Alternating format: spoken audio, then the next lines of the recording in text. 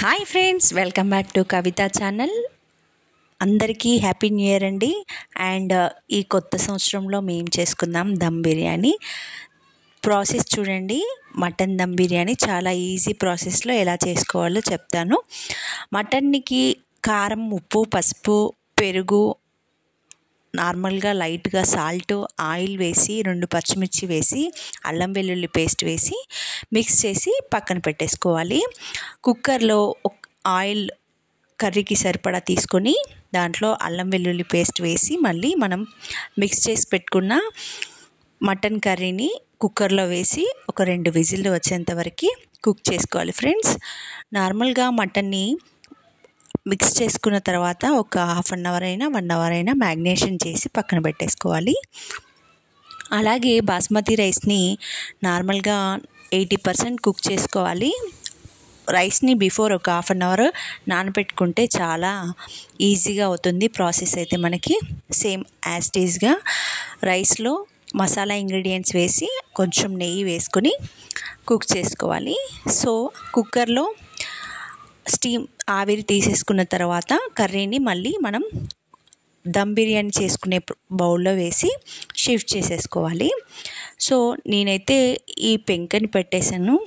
మనకి మటన్ అనేది అడుగు అంటకుండా ఉంటుంది. బిర్యానీ చాలా స్పైసీగా టేస్టీగా వస్తుంది ఫ్రెండ్స్. మీరు తప్పకుండా ట్రై చేయండి. చాలా టేస్టీగా ఈజీ ప్రాసెస్లో అయిపోతుంది. సో ఈ పెంక పెట్టేసుకున్న తర్వాత దాని మీద మనం బౌల్లోకి మటన్ షిఫ్ట్ చేసుకున్న బౌల్ని పెట్టేసుకున్న తర్వాత మనం యాజ్ యూజువల్గా 80% 90% కుక్ అయిన రైస్ని తీసి మనం ఈవెన్గా స్ప్రెడ్ చేసేసుకోవాలి. ఇలా స్ప్రెడ్ చేసుకున్న తర్వాత దాని మీద కొత్తిమీర, మనం కట్ చేసుకున్న స్ప్రింగ్ ఆనియన్స్ ఉన్నాయి కదా, వాటిని వేసేసుకొని యాజ్ యూజువల్గా లైట్గా నెయ్యి వేసేసుకొని దమ్ చేసుకోవాలి.